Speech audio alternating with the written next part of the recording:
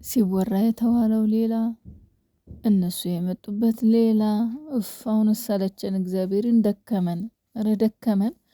በተለይ የእናንተን ሀዘንና ለቅሶ ማየት በጣም ደከመን። የእውነት እግዚአብሔርን እኔ በጣም ነው የሰለቸኝ የደከመኝ። በጣም ግራ ያጋባል የእነዚህ ሁለት ልጆች ጉዳይ ማለት ነው። ጭራሽ ደግሞ መለያየት ምናምን ብላችሁ ትጽፋላችሁ እንዴ? ኧረ በመድኃኔዓለም እኔ መለየት የሚባል ነገር ማየትም ሆነ መስማት አልፈልግም። ረሃ የሚላቸው ሰው ጠፋ።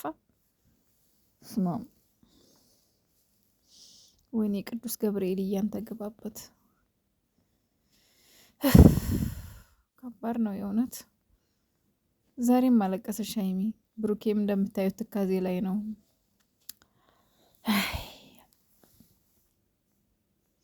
ሰላም ሰላም ቤተሰቦች እንዴት ናችሁ? ደህና ናችሁ ወይን? ያለው እግዚአብሔር ይመስገን። በያላችሁበት ዓለም ዳርቻ ሰላማችሁ ይብዛልኝ። እንግዲህ ጨረቃዎች መጥተዋል፣ ግን ምንም ደስ የሚል ነገር እንደስከ ዛሬው እንጃ የሆነ ሰላም እንዴት ናችሁ እንኳን ደስ አላችሁ ወይም ደግሞ ዛሬ ደስ በሚል ቪዲዮ መጥተዋል የምልበት ቀን ናፍቀኛውን ከሳምንት አለፋችሁ። ምን ይሻላችኋል? ምን እንደሚሻላችሁ አላቅም። እንግዲህ ብሩኬ ዛሬ ያው ዛሬም ውዝግብ ላይ ነህ አንተ። እርግጠኛ ሆነ በቃ ልጁ የኔ አይደለም ማለት አልቻልክም። ግን በቃ እንግዲህ ትላንትና ያው ሀብቴና ቀሽዬ ሲጠይቋት ነበር ልጅቱን። ያው ሀብትሽ አንቺ የሆነ ነገር አስነክተሽ ነው ምናምን እያላት ነበርና የሆነ ነገር በቃ እንዴት አንተ አታውቅም ምናምን ነገር ትሉኛላችሁ በሚለው ዙሪያ እኔም እሱ ነው ግራ የገባኝ። ማለቴ አለ አይደለ ተወዛግቦ እያወዛገበን ነው ማለት በቃ እርግጠኛ መሆን አልቻለም ብሩኬ ማለት። አሁን ለምን ለመሰላችሁ ቡቡዬ አሁን እኮ የሆነ ነገር አስነክታህም የሆነ ነገር አጠጥታህም ከሆነ ቢያንስ የሆነ ነገር አድርጋችሁ ከሆነ ስትነሱ ታውቀዋለህ። ቢያንስ ነቅተህ ነው የምትነሳው፣ እርግጠኛ ነኝ አይደለ? ምናልባት ስታደርገው ላታውቀው ትችላለህ፣ ወይም ደግሞ ሆነ ቦታ እስክትወስድስ ምናምን ነገር ላታደርገው፣ ላትነቃ፣ ላትሰማ ትችላለህ። ነገር ግን እርግጠኛ ነኝ ስትነሳ ትሰማለህ። እና እንደው ሌላ ውዝግብ ውስጥ ከምትገባ ሙሉ ለሙሉ አላደረግኩም ብለህ ብትናገር መልካም ነው። አድርገህም ከሆነ ደግሞ በቃ አድርጌያለሁ ብለህ ግልጽ ብለህ ብትናገር እኮ ለይቅርታም ለምንም ቀላል ነው ማለት። በቃ ስህተት አጥፍቻለሁ፣ ስህተት ሰርቻለሁ፣ እንደዚህ ነው በቃ አላወቅኩም ነበረ፣ እንደዚህ አድርገኝ፣ እንደዚህ አስነክተኝ ብለህ አድርገህ ስነሳ ነው ያወቅኩት፣ አላየሁም፣ አልሰማሁም ብለህ እውነታውን ብትግልጽ ብታደርግ እኮ ያው እንግዲህ ተሳስተህም ከሆነ ተሳስቻለሁ፣ አይ ደግሞ እንደዚህ አይነት ነገር ውስጥ ደግሞ ጭራሽ ካላየህ ራስህን ያገኘኸው ማለት ምን ላይ ነው? እኔ እንጃ ብቻ ያስታውቃል ብዬ አስባለሁ። መጀመሪያ ሲያደርግ ወይ ሲተኛ ወይ የሆነ ነገር ሲያደርግ ላያውቅ ይችላል፣ ሲነሳ ግን ያውቃልና ይሄን እንደዚህ አይነት ነገር ካላጋጠመህ ደግሞ አይን ያላረኩም በቃ ከሷ ጋር ምንም ነገር ግንኙነት የለንም፣ የተገናኘንበት ምክንያት እንዲህ ነው በቃ ብለህ እንደተገናኘው ከሀይሚ ጋር ተጣልተህ እንደሆነ ተናግረሃል። ግን ደግሞ ከሀይሚ ጋር ተጣልተህ እሷ ጋር ስትሄድ መጀመሪያ ያው ማሰብ ነበረብህ። ግን ደግሞ ሆኗል አንዴ። አሁን ያ መገናኘቱ ችግር የለውም አይደለም፣ ችግር አለው። እኔ ብሆን ታንቄን መሞተው ሁሉ ከእኔ ጋር አንድ ቀን ተጣለሁ ብሎ ድሮ ፍቅረኛው ጋር ሄዶ ባገኘው ማለት ነው። ችግር አለው፣ ችግር የለውም ማለት አይደለም።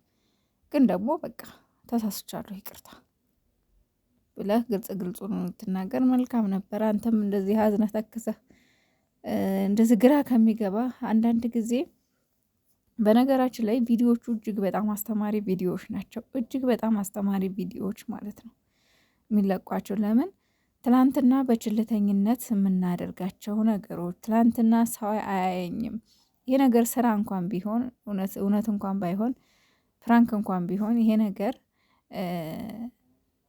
በችለተኝነት ወይም ደግሞ ሳያየኝም ወይም ደግሞ የሆነ በስሜታዊነት የምናደርጋቸው ነገሮች ወደፊት ምን ያክል ዋጋ እንደሚያስከፍሉን እጅግ በጣም አስተማሪ ቪዲዮ ማለት ነው።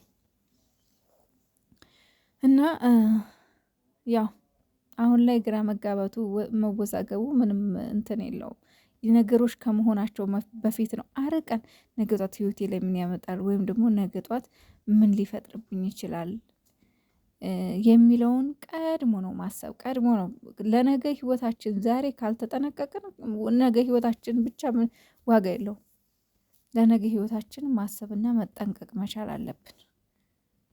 አሁን ያለፈ ህይወት ነው እዚህ ጋር ሀይሚና ብሩኬን እጅግ በጣም የሚጓደዱ እጅግ በጣም እንደ እሳት የጋለ ፍቅር ላይ ከባድ ነገር ውሃ እየተረጨ ያለው የትላንትና ታሪክ ነው። ስለዚህ የትላንት ታሪካችን ጥሩ ነገር ጥለን ካላለፈን የዛሬ ታሪካችን ላይ ከባድ ነገር ይፈጥራል ማለት ነው። እና ሀይሚዬ ደግሞ እንግዲህ እንደሰማችሁት ቪዲዮውን በቃ ልጁ የብሩክ እንኳን ቢሆን የኔ እንኳን ቢሆን ሆነ ቢባል ራሱ ወደፊት እርግጠኛ ከሆንክ አንተ ወደፊት እንዴት ነው ያንተ ሊሆን የሚችለው? ቡቡዬ እርግጠኛ ከሆንክ አንተ ያንተ ሊሆን አይችልም። ልጁን ከልጅቷ ጋር ምንም አይነት ግንኙነት ከሌለ አንተ እንዴት ነው በነፋስ ነው እንዴ ያንተ ሊሆን የሚችለው? ያንተ ሊሆን አይችልም። የኔ ሊሆን አይችልም። ግድ የለሽም፣ ጠብቂ።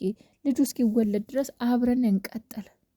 በቃ እርግጠኛ ሁኝና አብረን እንቀጥል። ከዛ በኋላ ምን ይሄ ልጅ ይወለዳል። ነገ ጧት እኮ በጣም ትንሽ ጊዜ ነው የቀረው፣ 3 ወር ነው ምናምን የቀረው። ስለዚህ በዛን ሰዓት ለመወሰን ትደርሳላችሁ። በዛን ሰዓት እሷን ሀይሚዬንም ቢሆን በቃ ተረጋጊና ጠብቂኝ፣ በቃ ጠብቂኝ፣ እርግጠኛ ነኝ ጠብቂኝ፣ ነገ ጧት እውነቱ የኔ እንኳን ቢሆን ከምትል በቃ ጠብቂኝ፣ በቃ እርግጠኛ ነኝ ጠብቂኝ። ከዛ ነገ ጧት ለመወሰን ትደርሻለሽ። እስከዛ ድረስ ግን በቃ ከልጅቷ ጋር በመገናኘቴ ይቅርታ አድርጊልኝ። ከዛ ነገሮችን ወደፊት እንፈታችኋለን። ልጁ የኔ አይደለም፣ እኔ ከሷ ጋር ምንም አይነት ግንኙነት የለኝም ብለህ ድምድም አድርገህ ብትነግራት ሀይሚዬ ትመለሳለች። እንዴ እግዚአብሔርን ከልቡ አይደለም ሲጀምር፣ በቃ ይብቃን ምናምን የምትለው ራሱ ከአንጀቷ አይደለም። እግዚአብሔርን ከአንጀቷ ከልቧ አይደለም። ሀይሚዬ ደግሞ ተረጋጊ፣ ግድ የለሽም የኔ ቆንጆ፣ ይሄ ቀን ያልፋል። መለያየት የሚባለውን ነገር ተዉት። መለያየት ምንም አይሰራም። ምክንያቱም ብትለያዩ አሁን እናንተ ሁለታችሁ ብትለያዩ ልጁ የእሱ እንኳን ቢሆን ብሩኬ ከማንም ሰው ጋር ደስተኛ ሆኖ አይኖርም።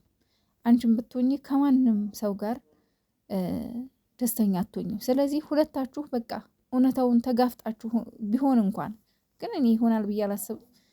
ያው የብሩኬ አነጋገር ነው እንጂ የሚያጎዛግመን ቢሆን እንኳን ግን እውነታውን አብራችሁ ተጋፈጡት እና ሀይሚዬም ጥለሽው አትሄጂ፣ አትለያዩ። መለየት ምንም መፍትሄ ሊሆን አይችልም። ምክንያቱም ያፈቅርሻል፣ ታፈቅረዋለሽ። እየተፋቀራችሁ ደግሞ በዚህ ታልካሻ ምክንያት አትለያዩ። ነገ ጧት ይሄ ልጅ የእሱ አይሆንም ቢባል አንቺም ይጸጽትሻል። የእሱ አይደለም ቢባል ይጸጽትሻል። ሲጀመር እንደዚህ እኔ ልጅ በቀላሉ እንደው በአንድ ቀን ስህተት ራሱ ኧረ እኔ እንጃ፣ ብቻ ፈጣሪ እኔ እንጃ። ብቻ ቅዱስ ገብርኤል እሱ ይግባላችሁ በመሀላችሁ። የምር እኔ በጣም ነው የደነገጥኩት ርዕሱን አይቼ ራሱ ማለት ነው። እኔ ጥሩ ነገር ነበረ ስጠብቅ የነበረው ቀን ሙሉ ማለት ነው። ሁለት አይነት ነገር ሲወራ የተባለው አንዱ ሀይሚ ከሀገር ልትወጣ ነው፣ አንዱ ዛሬ በፍቅር ይመጣሉ። በቃ ብዙ ነገር ነው ሲባል የነበረውና ከባድ ነው ብቻ የምር እናንተ እንደዚህ ስትሆኑ ማየት በጣም ከባድ ነው። መለየት ደግሞ በእናንተ አያምር። መለየት መፍትሄ አይሆንም። እኛንም አታስጨንቁን።